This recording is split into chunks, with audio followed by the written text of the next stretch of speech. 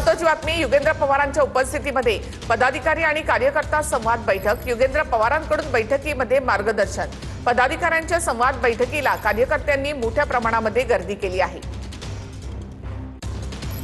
असं आपल्या इथं चालतं, त्याच्यामुळं तुम्ही असे कार्यकर्ते घ्या जे अजिबात हलणार नाही। सत्ता आल्यावर कॉन्ट्रॅक्ट आणि हे सगळं तुम्ही देऊ शकता, पण काही नसताना जो कार्यकर्ता आपल्या सोबत राहतो हा खरा कार्यकर्ता असतो आणि विचारांचा कार्यकर्ता असतो, पवार साहेबांचा कार्यकर्ता। अशी लोक आपण शोधली पाहिजेत। मला येणारा काळ हा चांगला दिसतोय।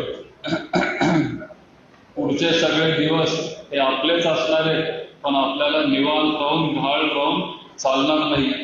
आता तुम्ही आमच्या विद्यार्थी सेलचं कौतुक खूप केलं, पण आता कुठे इथं खालती येऊन बसले। त्यांनी खूप चांगलं काम केलं, त्यांनी आपली विद्यार्थी संघटना वाढवलेली आहे सूरजनी, पण अजून मी समाधानी नाही। त्यांनी किती कॉलेजेस राहिलेत रे? 6 झाले।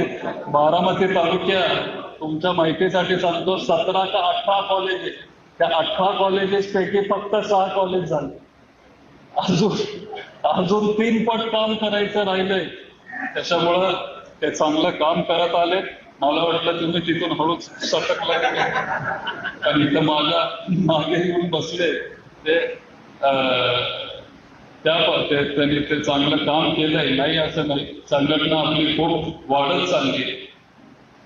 सुरुवातीला जेव्हा सूरज माझ्याकडे यायचा तेव्हा मी त्याच्या मागे लागायचो, इथं कोण दिसत नाहीये, तिथं कोण लोक नाहीये, संघटना तू वाढव।